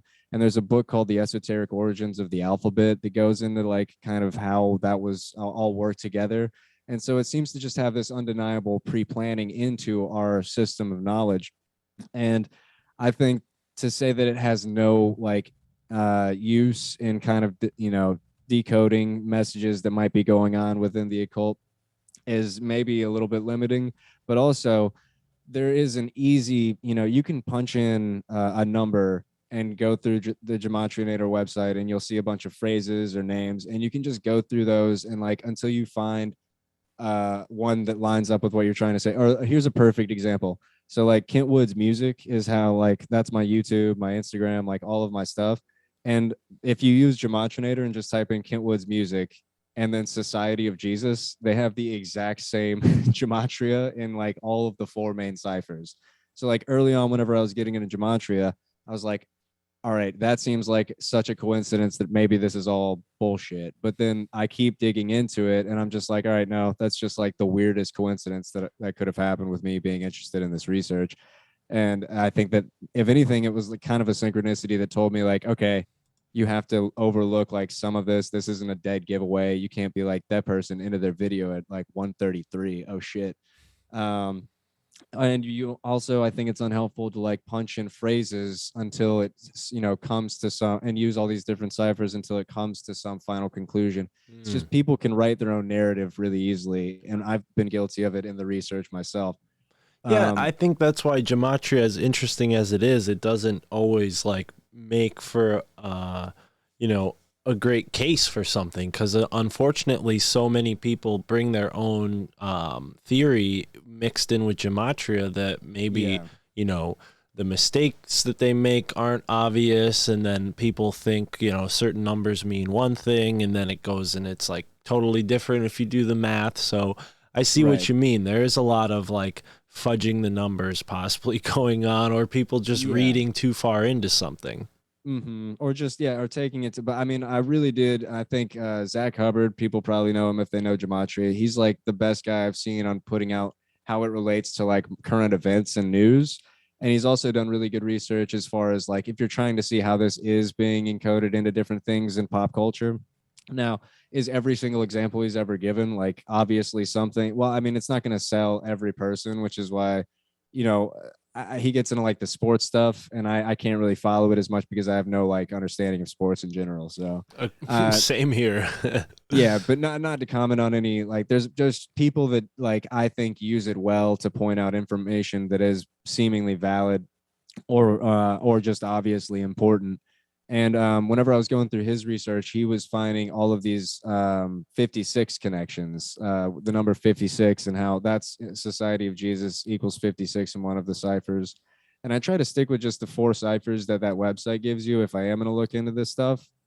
But this might actually be good time to pull up this image. I have like a list of all the things that he had found during 2020 that were like really important to what was going on with the narrative for COVID. And the number 56, you know, kind of encoded in all that. So Society of Jesus is 56. Black Lives Matter is 56. You want to share the Unemployment. screen? Do you have Oh, yeah. Sorry, man. Let's worries? see. Multiple. I just go. How do I do that?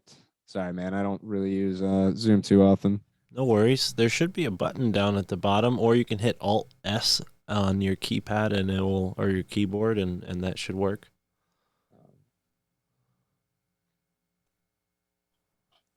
Is that? Oh, here we go. Nice. So yeah, can you see that now? Yep. Oh, very cool. Yeah, so yeah, this is just a list that I threw together, just kind of show the relation, or at least how many different words I was finding that seemed to have a correlation to what was going on in 2020. And Zach Hubbard put together, you know, most of the numbers that I've seen here, and that's what's spun me off. But it went in a different direction than I was thinking initially, because for a while I was just using this as a way to associate things with the Society of Jesus exclusively. Okay. The number just seems to have a little bit more significance after watching Scott Onstott's Secrets in Plain Sight. Um, so yeah, I mean, let's see. Some of these words I just threw in there just because they were interesting. They weren't necessarily about like Freemasons is 56, but it's in a different cipher than the ones that were, you know, kind of contiguous with the 2020 theme. Right. Coronavirus 56. So I mean, he did some pretty interesting work on that. And I found I found this article that said the 27 Club is a myth, 56 is the bum note for musicians. And if you see this graph, that blue number is 56 and 27 is down here. And that's just like the rate of which musicians and popular musicians, I think they did a statistical analysis on this Right. article that I found. And I was like, wow, that's pretty interesting. And he gets in Zach Hubbard work, or his work deals a lot with like these sacrifices that seem to go on in the music industry. Right. And I find that interesting whenever you look at how many people are dying at these like occult numbers of significance, and 56 seemingly to be one of the most as far as of alchemical theme goes. Do you want me to kind of tie it into that with Sure. this? Cool. So like this is all from Secrets in Plain Sight. If you guys are interested, it's like a 3-hour documentary, but I just took excerpts that were relating to this. So like the Washington Monument is 6,660 inches, and that equates to 555 feet. The Pyramidion at the top is 55.5 feet, and that's 666 inches. This is interesting. He was going into Scott Onstadt was going into how the kind of Osiris Horus myth. I'm sorry, I'm trying to like stay on it, but so what he was saying is We're the looking at significance. the Washington Monument here with the Vesque Pisces, right? Oh, right. Yeah. So he was saying that if you take there's two overlapping circles forming a Vesque Pisces around the Washington Monument. If you take those two circles and assume that they equal the height of the Washington Monument, the height of the Great Pyramid can be found exactly in the parameters of the Vesque Pisces formed. Right. So where the two circles intersect, that creates the height for the pyramid, and then one Right. of the circles' height is equivalent to the obelisk itself. So wow, yeah, that's really interesting. And the numbers there are significant, I'm sure, with 56. Yeah, well, I just found that the relationship that they express, where it's like, okay, 6,000, that Right. inches Five, equals. five. Yep. So, and this is what he kind of like digs into throughout that documentary. But one thing that he said was interesting was the two circles forming the Vesca Pisces can represent Osiris and Isis Okay. merging together to birth the sun god Horus. And if you look at an obelisk just as a giant sundial, and then hours Horus, it kind of like works out. Another thing that ties that in is the Vesca Pisces in this piece of artwork at the UN Security Council. It says the mural at the center of the UN Security Council chamber echoes the symbolism as it portrays Adam and Eve, original sin, and the conception of their firstborn son Cain, all within a Vesca Pisces. And so that seems to be a similar story, especially with guys like Santos who like syncretize all of this, kind of religious subtext together. The wing disc of Horus is above the elevator shaft inside the Washington Monument, and that same symbol can be found on this Egyptian obelisk. And Schwaller de Lubix has a study where he shows the relationship to 6 and 5 in the proportions of this obelisk. And so that all just kind of seemed to tie together in a really interesting way whenever you're considering these numbers. The pentagram itself seems to encode some pretty important information. Sorry, man, I don't want to get too tied up with all. No. This is great. When go back to that last slide. Oh yeah. See that really quick. Okay. There's a golden ratio, and obviously the Pentagon, another big building, considering, not just the occult significance of the name and the shape, but also its function in society and in our country. Right. Wow. Yeah, and I think its location probably, if I'm not mistaken. And this is just another relationship. In the documentary, he drives home like the relationship between the Washington Monument to the proportions of the Great Pyramid in a bunch of different ways. Right. And then if you get into some sacred geometry, sorry, man. Excuse me. Albrecht Dürer has a quote that says everything stems from the Vesca Pisces. And so that's just interesting on top of, the observation of the two overlapping circles near the Washington Monument. Another example is in Melancholia 1 by Albrecht Dürer. He seems to have encoded the pentagon, or sorry, the pentagram and the is it sexagon? Septagon? One, the six-sided shape, Hexagon. hexagon. Yeah, hexagon and pentagon together in the proportions of this piece of artwork. Okay. In Rinley Chateau, in the geographical like points of significance near that kind of phenomenon, or not phenomenon, but anomaly in France. Rinley Chateau seems to have a lot of important alchemical significance. I think there's some series of alchemical texts that were found there. I really haven't done. Howdy Makovsky does really great work on probably the best work that I've seen on the subject, but I haven't gone into his work on it yet. Cool. Thanks for the heads up. I'm having him on the show soon. Yeah, I thought that's what you were saying on an episode recently. So I was like, nice, that'll be cool. Right on. He does great work, man.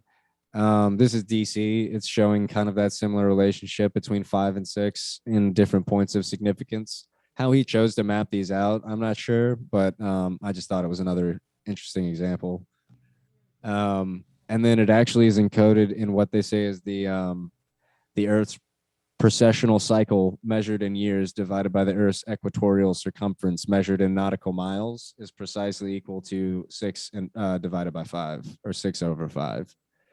I'm not very mathematical minded, but it's just stuff like this that all like tells me, all right, this is encoded in a lot of this esoteric information. Right. And it caught my attention whenever I was watching the documentary, because I had already had in mind the use of 56 and kind of like what was going on with the I don't know, current events and gematria at the time. And so with all of this information, it just seemed to have like a really important bit of significance that I didn't really understand. It was kind of frustrating me, so I was just like trying to think. And whenever I found Secrets in Plain Sight, Scott Onsides explains that he sees the relationship from 6 and 5 as the relationship between the macrocosm and the microcosm, which goes back into that rule of Hermeticism that you were talking about a second ago. And it also ties back into like the alchemical idea of the Philosopher's Stone. It Right. seems to be. I found this really cool breakdown that Mark Passio gave on an episode of his podcast, and it kind of tied it all together for what I was thinking, because if 56 or 65 kind of expresses that same relationship numerically, then symbolically it's often expressed in an alchemical text as the Philosopher's Stone, with that symbol. Yeah, sorry.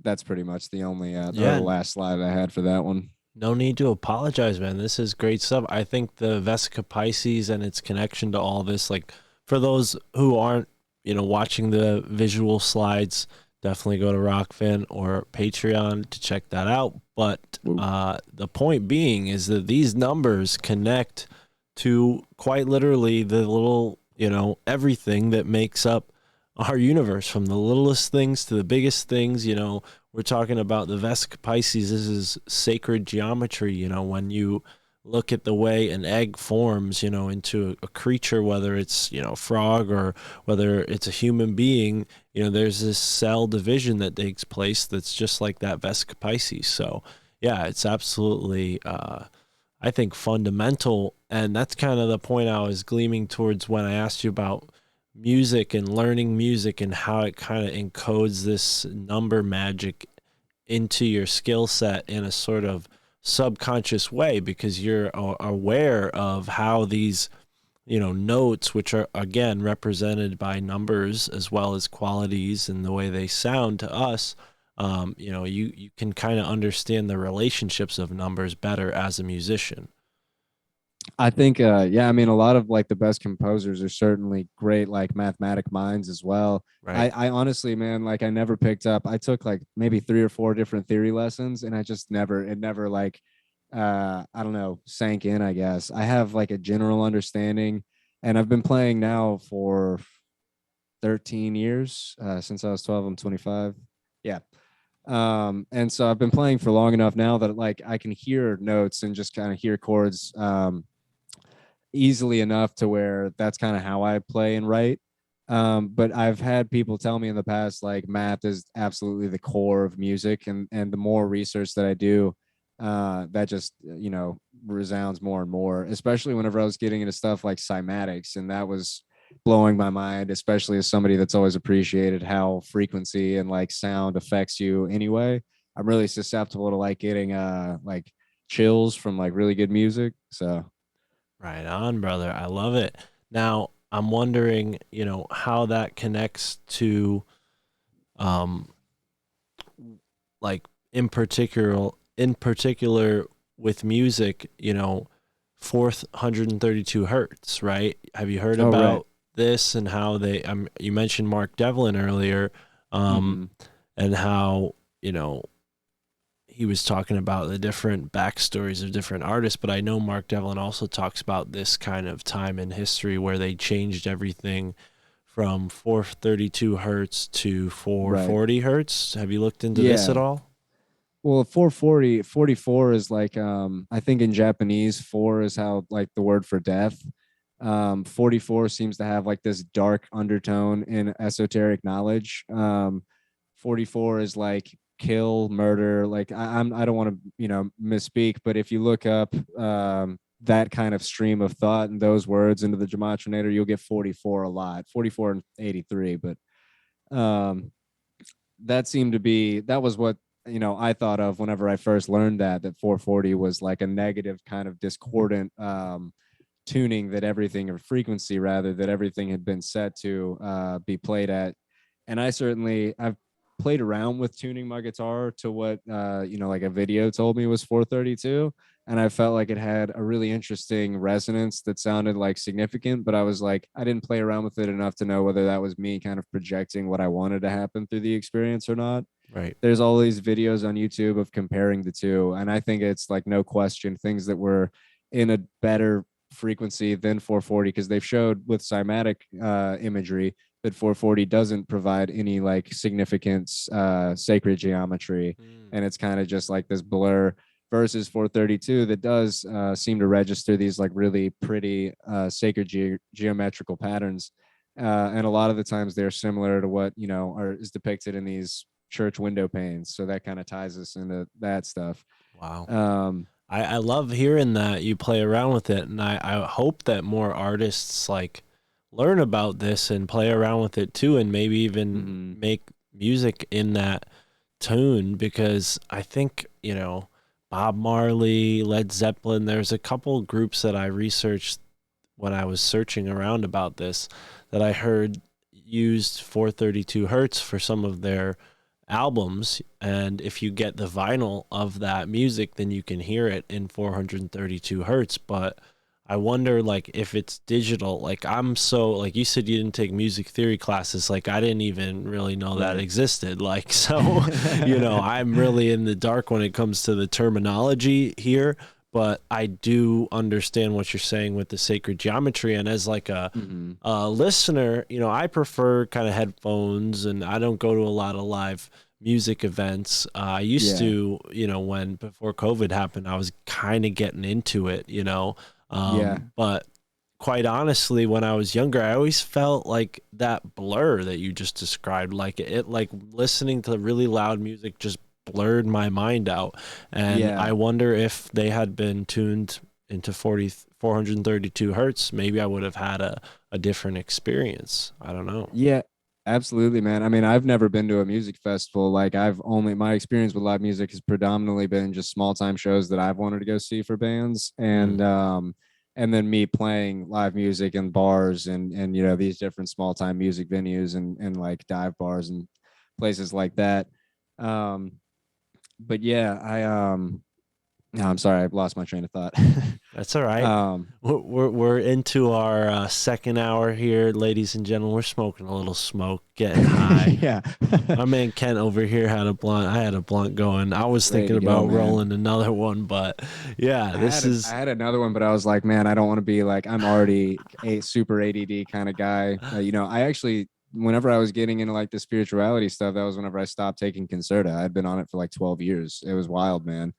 Very, very negative drug. I wouldn't say, recommend other people just quit cold turkey, but I've seen nothing but like a benefit since stopping. Concerta is essentially Adderall. Okay. And I've been on it just since I was a really young kid. And I think as far as doing anything to help me retain my memory and stay focused, it did not in a long-term way. It's just kind of like enabling you along and along, I guess.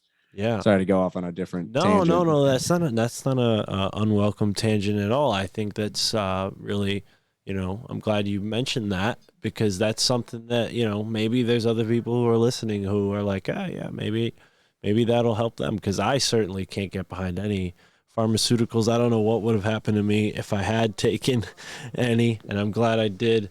Have parents who never like put me in that situation, but I'm glad to hear that helped you, because Adderall, I mean, some people say it's like a type of meth. I don't know how true that is, but it sucks, man. Like whenever you're a kid, just like getting told that you need it to get like to do halfway good, well in school. I was pretty much a C student like all throughout high school, and so yeah, I mean, it definitely gives you this zombified zone that you get in, and you can definitely get things done. But it's just like having that every day for the most part for so long in your system has got to, it just does something to your long term ability to have an attention span. And still kind of struggle, like, actually making myself dig into a book. So a lot of the information that I do is like through videos and stuff like that. But I want to get better at that. So I was like, if I keep taking this, it's never going to give me the ability to do it by myself, I guess, was my kind of bottom line. So, right. Well, I'm yeah. glad to hear you made that decision, man. Yeah, I'm biased because I try to be as organic and natural as possible, and that didn't that wasn't always the case. I used to eat like junk food and all kinds of like, stupid shit. So, Yeah. that honestly probably gave me a little bit of ADD there, and Dude, especially the Totino's. television, Totino's pizza rolls. Yes, sir, man. I used to Totino's love pizza those rolls, too. bro.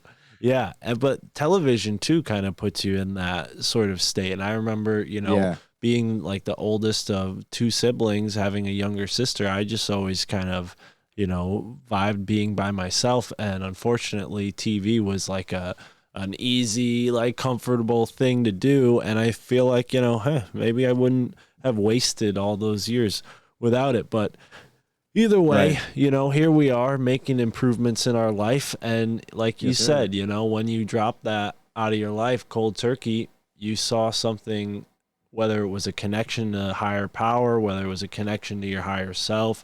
You said you're not very religious, but I tend to think that was a big part of me becoming more spiritually inclined. I don't think it's any religion in particular that I follow, but there's definitely like, I would say my intuition that I follow, and it guides me towards different outlets of information, Yeah, absolutely. No, I really appreciate your outlook and kind of how you go into synchronicities, because that was one thing that, like, whenever I was having that moment where I was getting into Santos Bonacci and like having a departure from just straight negativity and like that kind of conspiracy research, it had that turn, like Sam Tripoli says a lot, where it's like you do get to a point where you're like, well, these people consider this stuff and they venerate this stuff so heavily, like why I'm like disconnected from it entirely, thinking that like there is nothing behind this existence at all. And so that's why alchemy is as like I'm not totally well versed, obviously it's a really deep like subset of information, and it goes in all, pretty much everything. It's like seemingly a pretty holistic set of information, and I've only gleaned like little points here and there, but like that as an explanation, and then different hermetic principles, it just makes so much more sense intuitively to me as like kind of a I don't know, underlying defining rule for our existence, I guess is a way to put it. Absolutely. Yeah, no, that's kind of where I've always leaned towards.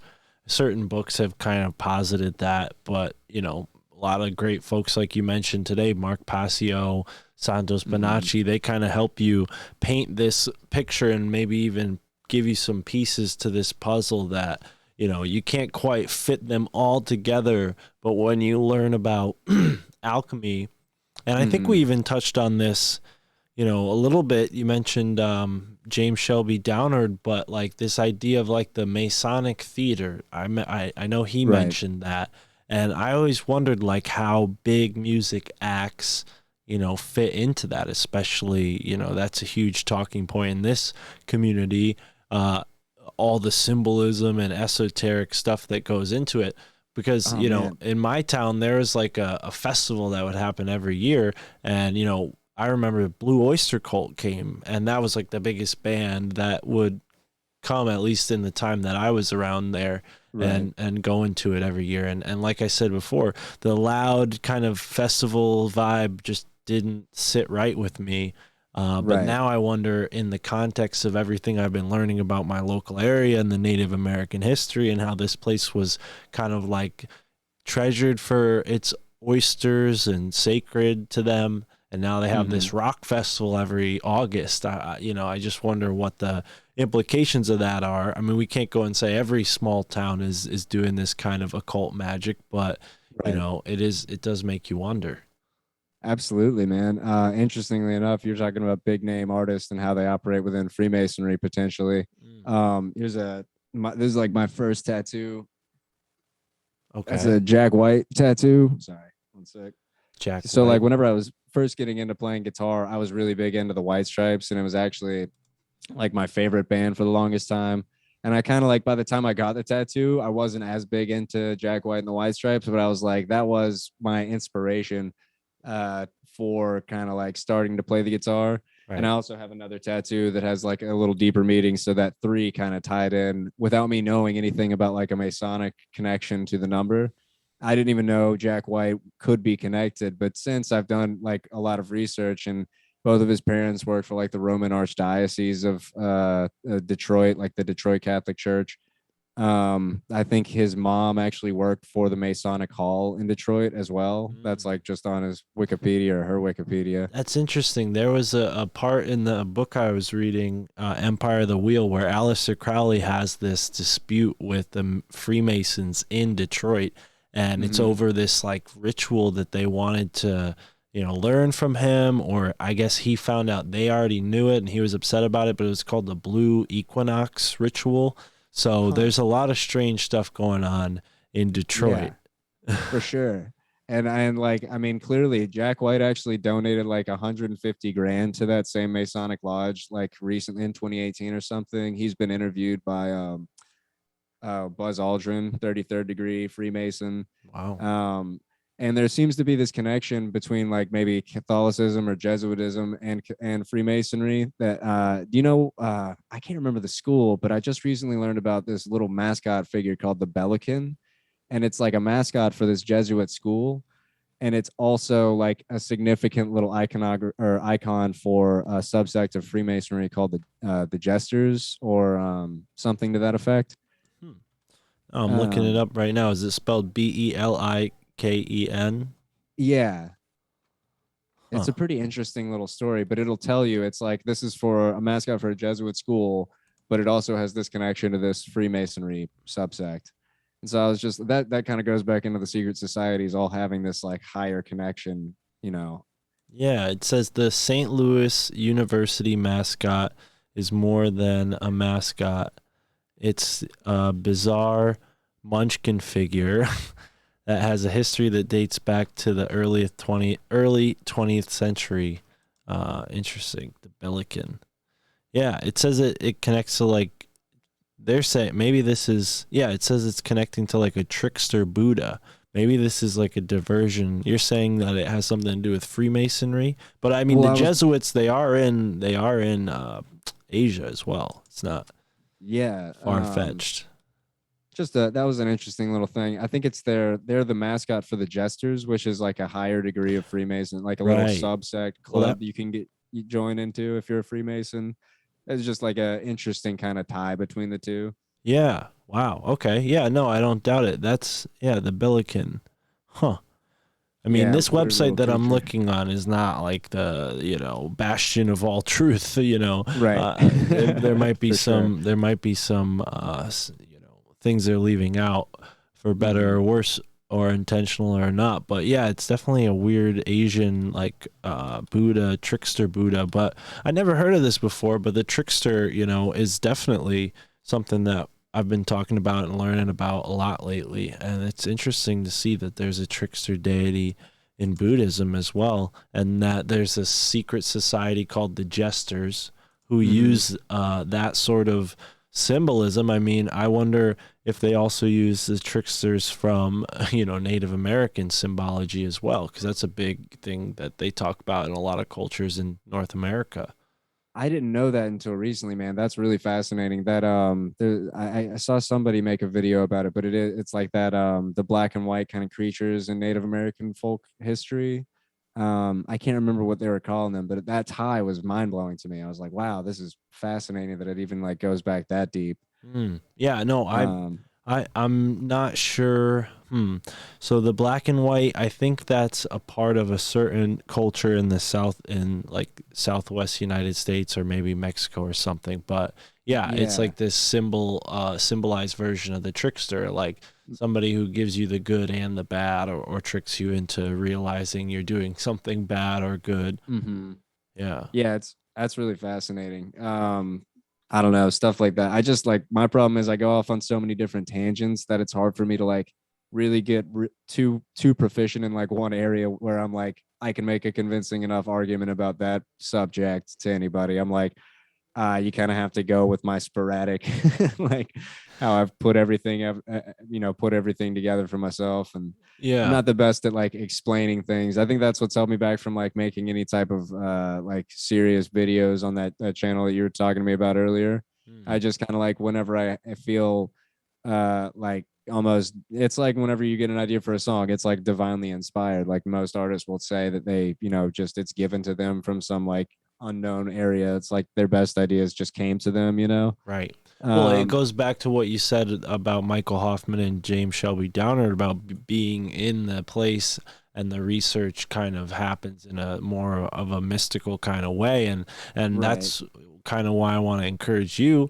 Maybe if you look into your local area, that'll give you a little bit more of a voice, because I mean, obviously, you learn all this stuff from other people and then you go and put it in a video. That kind of feels, it would be hard for anybody to do that. I mean, it's just Right. like, unless you had like a theory that maybe nobody else was talking about. But Yeah. if you go into South Carolina or wherever you're, I mean, even Savannah, Georgia, which is close by hmm to where you're at, like, I'm sure there's tons of information that you can get into and kind of map it out. And even if it's not, you know, anything new, it'd be new for your area, and it might wake up some people that are in your area to be like, oh, wow, our town is pretty freaking strange, like every other Yeah, for place in the sure. world. I mean, yeah, especially with like how many people will like kind of focus on this area just that are interested in just his history itself. Right. That's I've got a buddy of mine who's like not very into conspiracies, but he's very into history. So I'm like, I'm just trying to think of these books that I can sneak his way and just be like, yeah, well, the two aren't so far apart, man. Yeah, well, or even if you can glean some things from him and learn about the local area, and use Absolutely. that to inform your own research, because that's something I've been trying to do with Connecticut, is just try to dig in as much as I can. And someone who just joined the Patreon today, actually, shout out to Rob B. He's in the telegrams all the time. He's taught me a hmm bunch of cool stuff about Connecticut, just because, he's older than me and been Yeah. around longer, and been into this stuff longer, and has a lot of stuff to share. So yeah, don't be afraid to spread out into your own area and figure out who else is thinking the same way. I think that's a big, uh, I've found it's a big thing that people get back to me and say they're doing after listening to the show. It's like, hey man, thanks for talking about this stuff. I now I'm looking into my own backyard. So Yeah, it's so definitely. easy to get caught up in like all these different areas that you almost like never consider where you're at, just geographically as like a place that you can really. But that's whenever I was listening to you and Michael Wan's podcast, I was kind of like that idea opened me up to that being interested in that, and I Well, figured the location, there's probably, yeah, like you're saying, there's plenty to look into just like right around this 30-minute time span, you know? Yeah, and we're all connected too. And you're not too far from those Georgia Guidestones either. So I wonder how those No, line that's up right. with everything going down there. Maybe are they? Do you think they're on the 33rd degree line or close to it or no? They form this pattern, if that it's one of the side points of this pattern of like if you take those and line them up with I believe Fort Sumter or at some point in Charleston, or no, actually it's Paris Island right near where I live. Paris Island, the Georgia Guidestones, and then some point maybe up in DC. It forms this triangle, and I can't remember what it was called, but I saw a researcher point that out before, and I was like, "Whoa, that's pretty interesting," because I'm like right there. Yeah, well, that would be Um, definitely a place to start. I don't know. As someone who doesn't live there, I would say if I lived there, I would drive down that line and see what other weird stuff is in between, you know. That's true. It'd be a cool road trip too. Back, kind of like the dead part of the. You go off on the highway system sometimes in South Carolina and Georgia. It's just like nothing for miles, Yeah. but it's more interesting than the interstate. So I've done Yeah. it. Yeah, no, indeed. I have a lot of fond memories just from this past year because of how traffic kind of loosened up in 2020. I drove all Oh over, yeah, you know, and even in 2021 drove all over the place, and I didn't expect to be out in the middle of nowhere in New England, but yeah, there I was. It was awesome. But you yeah, never man. know. You never know what you'll find out there. No, I'm excited to see what else is gonna pop up. I don't know. It's a lot. It's like overwhelming, which is why a lot of people don't get into this stuff. You know, they feel like they can't get if they can't get past that initial breakdown of like what they previously conceived is like, I don't know, reality, and as a way to say it, then it just totally throws them off. But if you do get to the point where you can be like, okay, well, I've been lied to at a lot of different points, but that also means that I have a lot of new truth to like actually learn, and I can, use this newfound sense of intuition to glean it myself instead of having to rely on like one or two different people to really give me all of the points on a piece of information. Um, yeah, I don't know, another tangent, but No, absolutely. Well, we're almost at 2 hours, Kent. I want to yeah, man, thank you for joining me, brother, and thank you for your support. And I want absolutely, the man. listeners to know where to go to support you. Kentwood Music, right? That's the place to go on YouTube. And then you have Aether, or is that Ether or Aether? Ether is how I say it, but it's AE, THER, Cool. which is just like I think what they say is the fifth element Right. in alchemy. And yeah, that was there's a um oh man, I'm drawing a blank, but there's a philosopher that has a little piece of work called Either Or. And so I just thought that was a fun play on words. Um but yeah, man, thank you so much for having me on, man. This has been a blast. Like I don't really get to talk about this stuff too often to anybody, so it's been really fun, and I appreciate it. But yeah, it's Kentwood's music on pretty much anywhere you'd go. Spotify is cool, SoundCloud, Bandcamp, all these different places. And then you can also find me on with the same thing on Instagram, and then Ether or is just YouTube or Instagram. I just make different videos compiling other people's stuff or like making my own videos occasionally. I've only done like a handful of those. So um and then yeah, that's Heavy Honey on SoundCloud. And then Right. if you guys want to keep an eye out, I'm starting to record again. And then I'm also recording with my buddies as Heavy Honey. So we've got Cool. a SoundCloud, and then we'll have stuff on Spotify and YouTube and that all that at a later point. And a new EP is coming soon. You said you were starting to work on that. Yeah, man.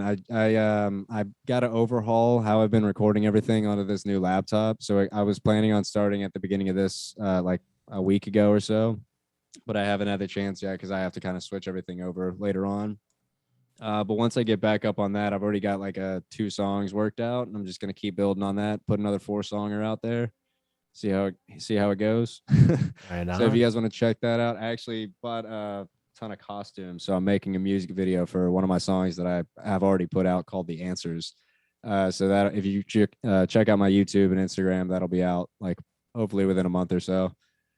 Right on. Yeah, Cool. Well, Kent, thank you again, brother. I'm glad you came here, and I'm glad we got into everything we got into, man. A lot of interesting yeah, stuff man. from secret societies to the music industry. A lot of great researchers were mentioned, and I hope one day, you get added to that list and people mention Kent Woods when they're talking about stuff that they learned, because I don't doubt it that you're going to be coming up with some cool stuff, whether it's about South Carolina, secret societies, or whatever else it is, brother. But either way, you're more than welcome to come back on the show. And yeah, man, it's been a pleasure talking to you. Thank you for listening, and enjoy the moment wherever you are in the now. All right.